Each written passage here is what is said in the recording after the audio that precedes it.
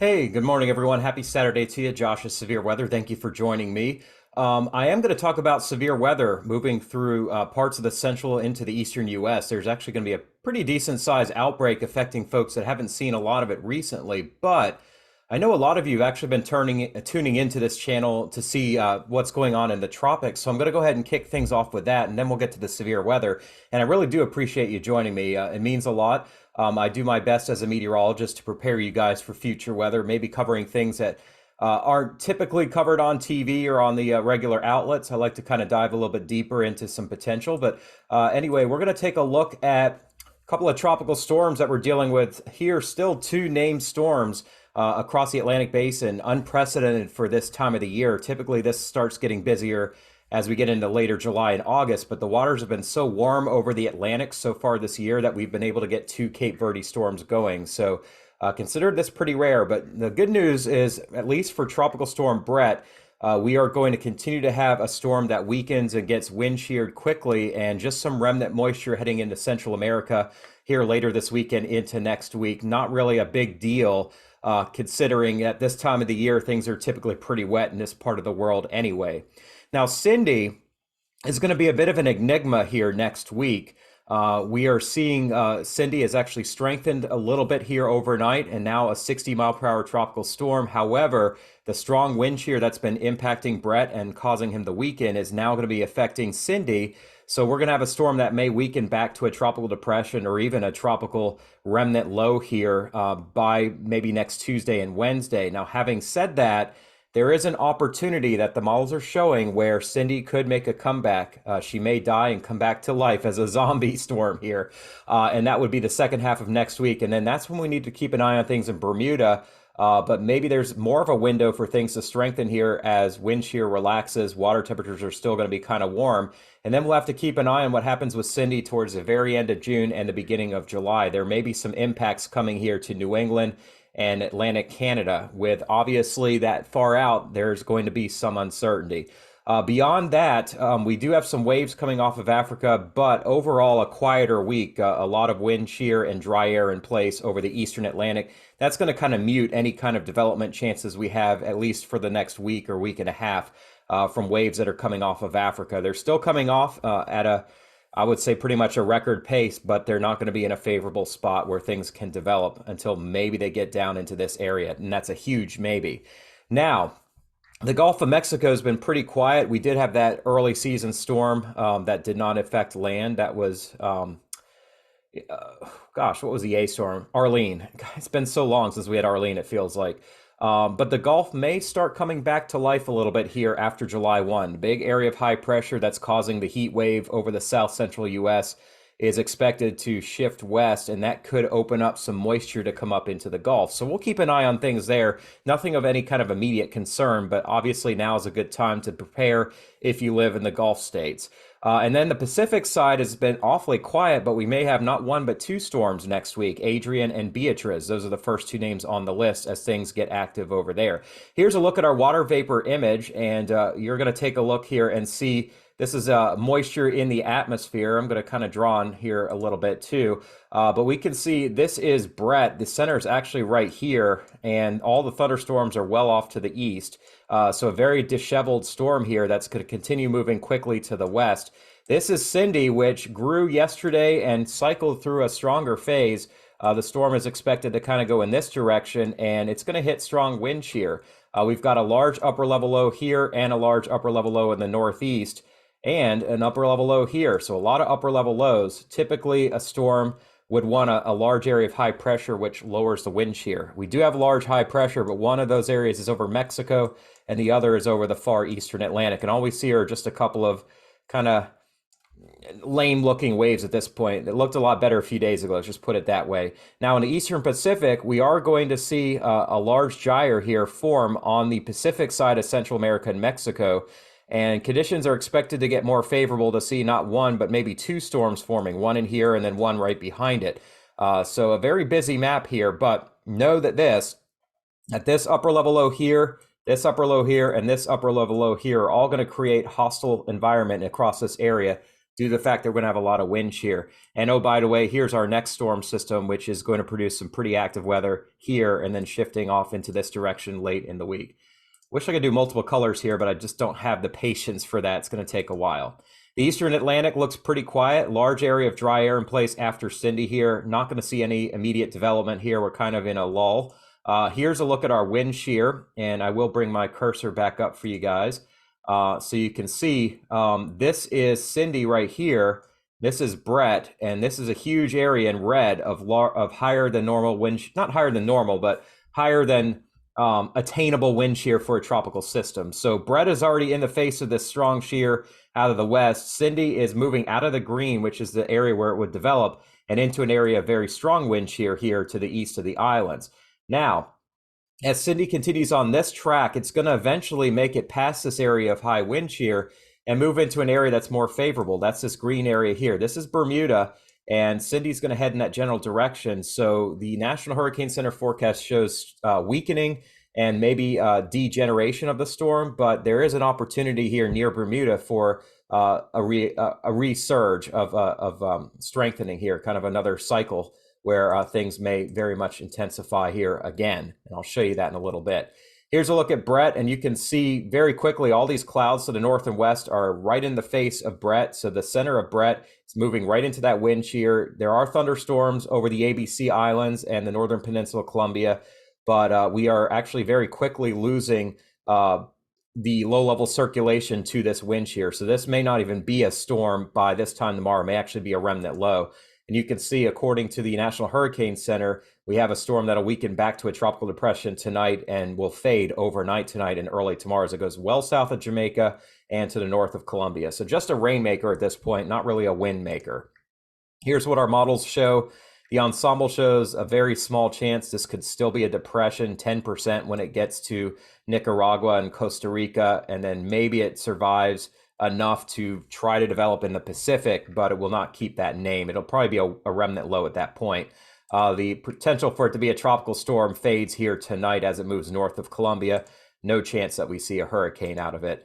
Spaghetti models, yeah, we can look at them. I would ignore these areas. We see pretty much right into Nicaragua, moving due west here with the remnant low moving in on Monday. Same goes for the ensembles. Nothing coming up to the Gulf. They do show the remains of Brett maybe re-strengthening into Beatrice. So Brett becomes Beatrice and does a bit of a gender change here as it goes to the Pacific. All right, sorry, my sense of humor is bad, I know. And some people may get offended, so whatever. Model intensity here, tropical storm fading to a depression here tonight, and then below that strength as we get to Sunday. So that's really the door being closed on Brett at this point. Now here's Cindy, and Cindy's still a pretty decent sized tropical storm, but wind shear starting to impact. You can see the thunderstorms are central to the area, but there is wind shear coming in from the west, and that's blowing a lot of storms off to the north and east. So not a very healthy structure, especially the outer structure. And the storm has turned northwest in response to a trough. So it will remain a tropical storm all weekend, but it's going to pass well north and east of the islands. Good news there.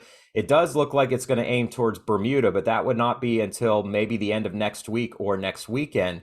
The National Hurricane Center does have the storm as it continues into stronger wind shear, diminishing into a remnant depression next Wednesday. They do mention, though, some models, and by some, I think most models, do show a window for it to possibly regenerate into a tropical system again. It'll keep its name, by the way, and that would not be until about this time next weekend. Here's a look at the GFS ensemble. Chance for a tropical depression. You can see this is Bermuda right here. And we do still see, this is Tuesday and Wednesday of next week, we still see about a 50% chance we could have a tropical depression. So the National Hurricane Center is being very conservative on what's kind of a bullish looking model suite here. And I think they could potentially reconsider the fact that it may die off and still hold its own here as at least a depression, if not a low-end tropical storm. Yes, there's wind shear, but we have enough support here with the ensembles that this could hold together, a 20 to 30% chance next weekend of at least a depression over the eastern side of Nova Scotia. Now, tropical storm possibilities are relatively high as well here, 20%. I say relatively high because if you look at all the ensembles and you're looking a week off and you see a 20% chance, there's definitely support there. Now, a full-blown hurricane, I don't think that's as likely. We have seen on the operational GFS about a 10% chance we could have a hurricane in here. It's going to have to strengthen quickly, though, east of Bermuda and northeast of Bermuda. And that probably would not happen until maybe next Wednesday night or Thursday. So the best chance we see a hurricane is the second half of next week. And it's not a good chance. It's about 10% at this point. Here are the ensembles. This is Bermuda here. All of them are near or just to the east of Bermuda.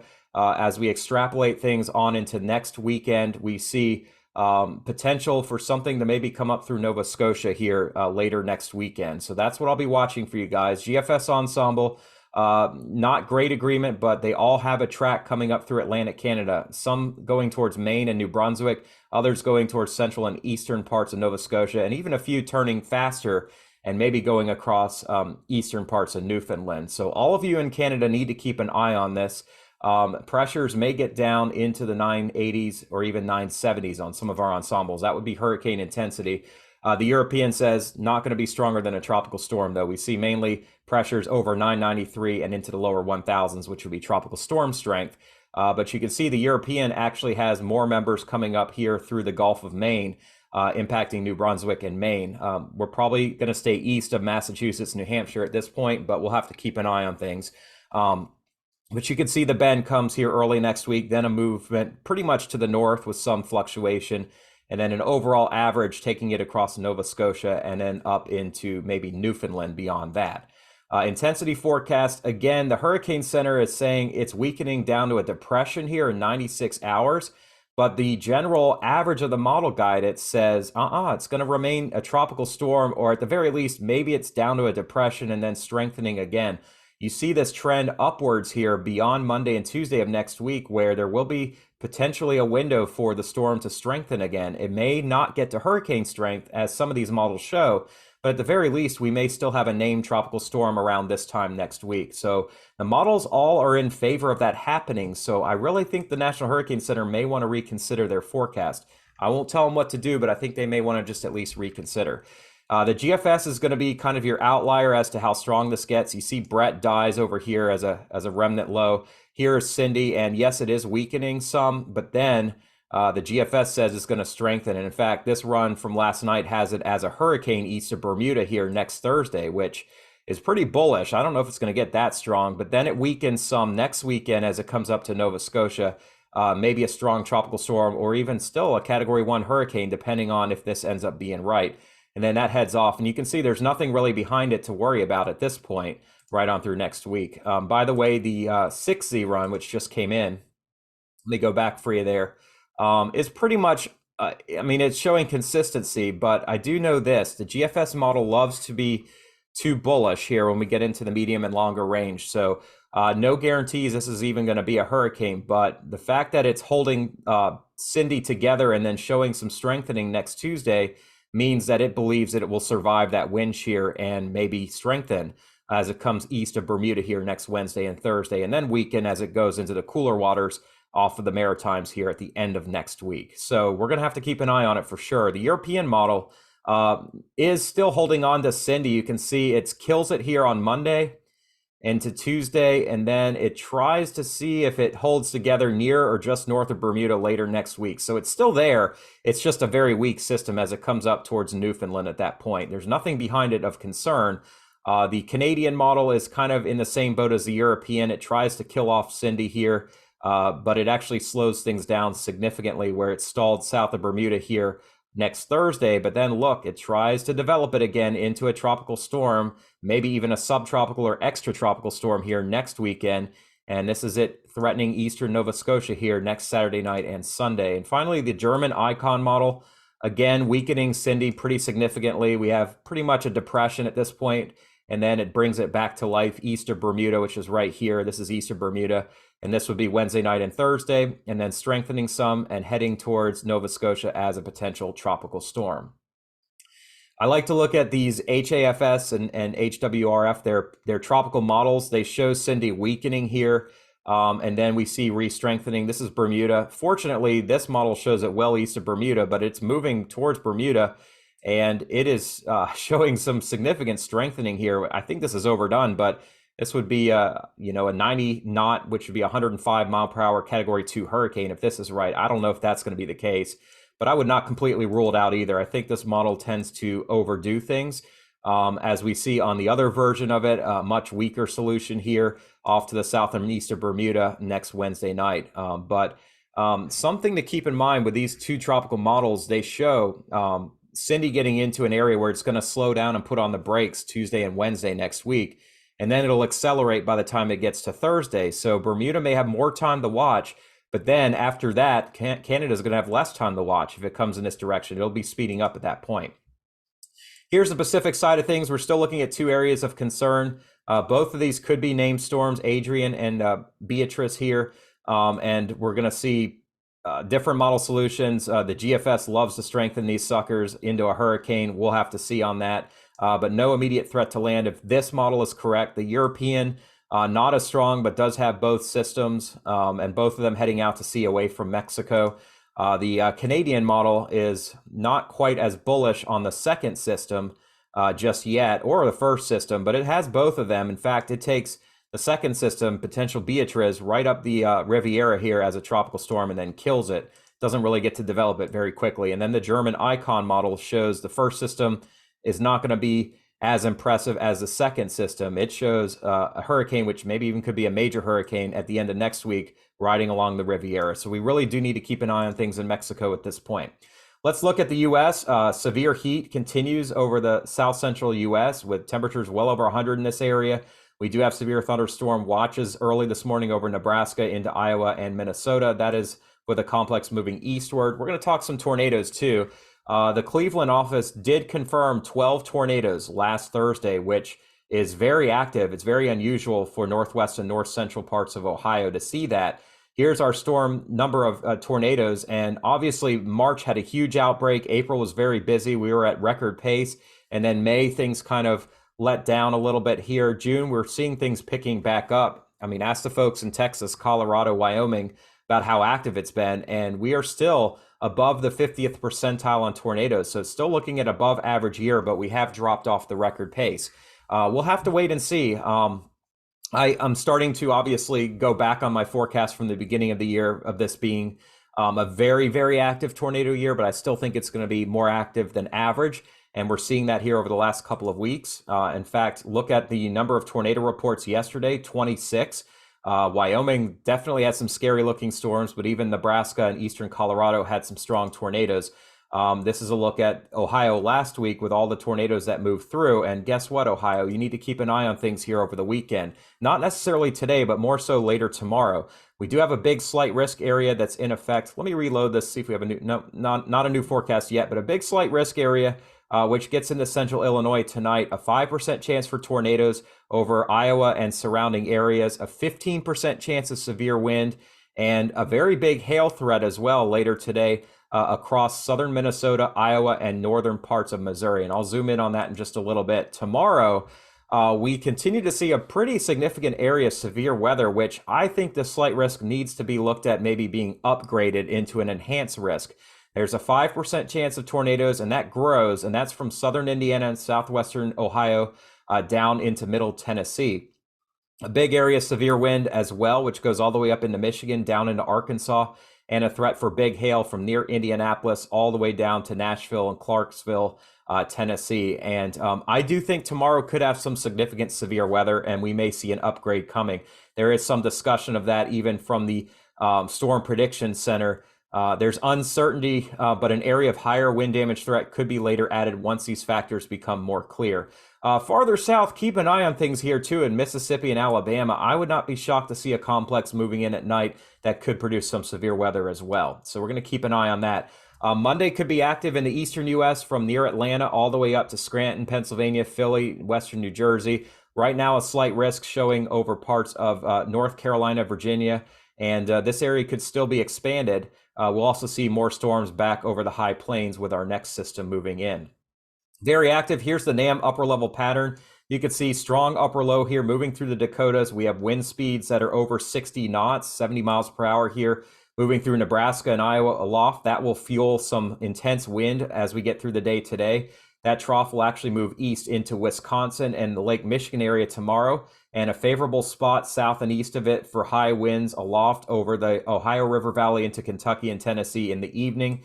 And then as that upper low moves eastward slowly, we have a belt of faster winds on Monday, which favors some severe wind across Virginia, North Carolina, and maybe South Carolina.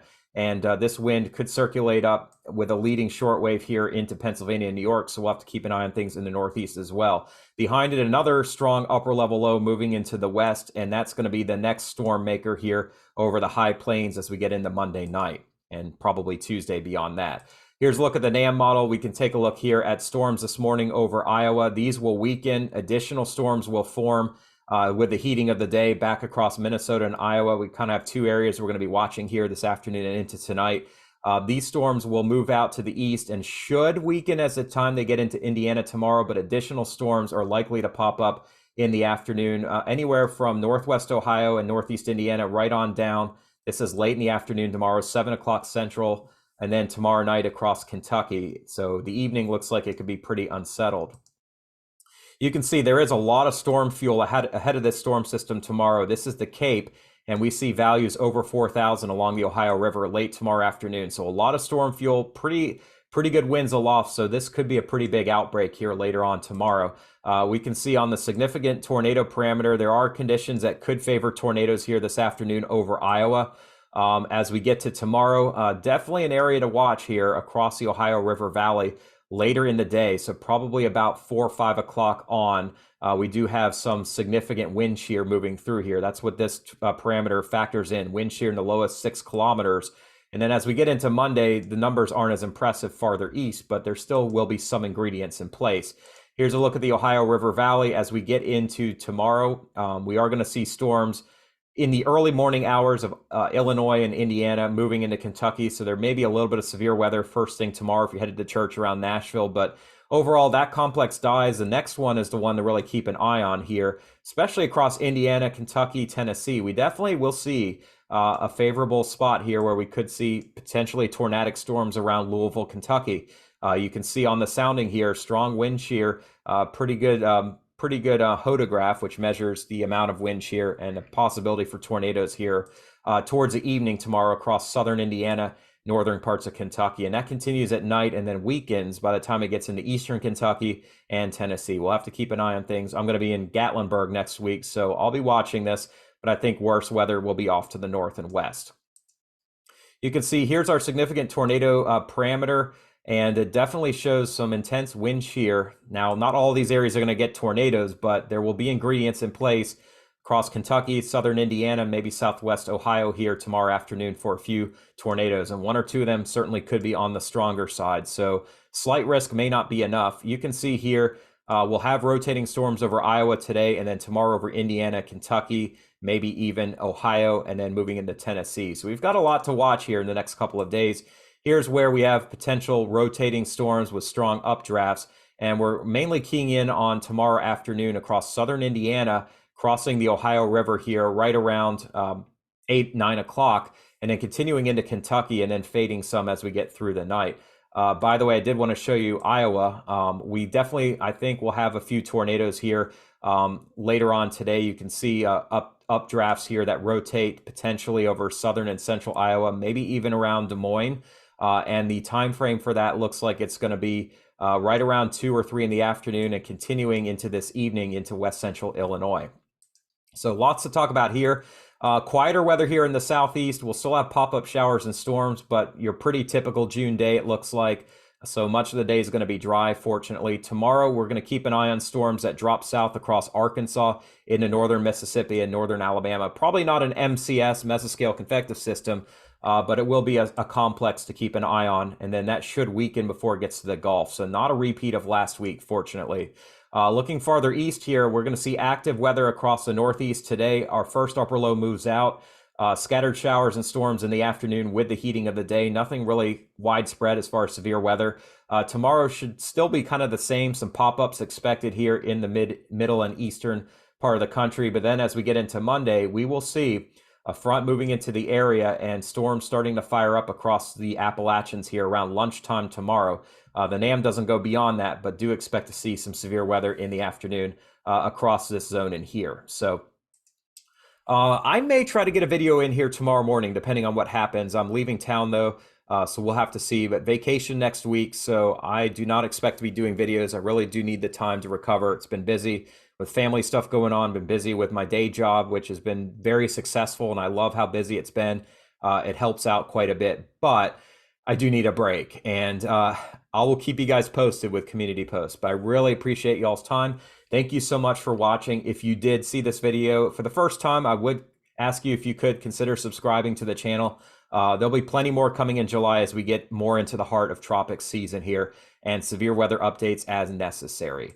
I want to give all the glory to God, who gives me the ability to do this every day. This is my spiritual gift from God, being a meteorologist, and I love that he's called upon me to do this.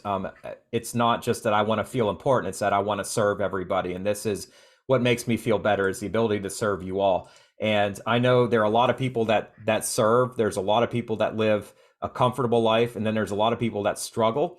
I'm a Christian man. I know that the struggle is real, but I do want to say that the devil gets in there all the time. In fact, this is a quote from a movie called God's Not Dead. It says, "Sometimes the devil allows people to live a life free of trouble because he does not want people turning to God. He does not want them turning here to God. He would rather them live in sin. Their sin is like a jail cell, except it is all nice and comfy, and there doesn't seem to be any reason to live. The door's wide open until one day time runs out and the cell door slams shut, and suddenly it's too late." Listen, it's never too late to turn to God. I waited till I was about 30 before I became a Christian, before I realized that I was living in sin, yet I felt comfortable in life. Yes, there were struggles, but I felt like I was doing the right thing, and yet to God, I was not. I was not following God. I was worshiping false idols. 1 Thessalonians 1:9, "For they themselves shew of us what manner of entering in we had unto you, and how ye turned to God from idols to serve the living and true God, and to wait for his Son from heaven, whom he raised from the dead, even Jesus, which delivered us from the wrath to come." Turning to God and away from idols, away from that comfortable life, away from what, in my opinion, the devil wants us all to believe is true and is the way to live. However, God knows that the devil is there, but he can be defeated by Jesus Christ, God's Son, who's come from heaven to raise from the dead all of us who can live eternally in life. John 3:16. God so loved the world, he gave his one and only begotten Son. However, people understandably do not always necessarily believe in that. They believe that the true measure of success is not serving God, but it's to serve each other. It's to serve money. It's to take care of their family. All those are well and true, and God wants us to succeed. However, if we don't turn to him, then that time may run out, and our comfortable life may turn into the end, and that's it, rather than what really matters, and that's the ability to live eternally with Jesus Christ forever. That means so much to me, and I had to get that off my chest, because I know what it is to live a life where you feel like you're doing a bunch of good, and you see the struggles that come with living a Christian life as being a bad thing, but God sees that as being a good thing. He wants you to not only struggle, but to turn to him and to accept a faithful life that Jesus Christ is waiting for us in heaven. Just wanted to share that with you all today. I'm happy to pray for you. I know we all struggle. Everybody needs prayer, whether or not you're a Christian or even a believer in God. And I want to pray for you. And if you could pray for me, I very much appreciate that. Hope you all have a safe weekend. God bless you all. And we'll catch up soon. Take care.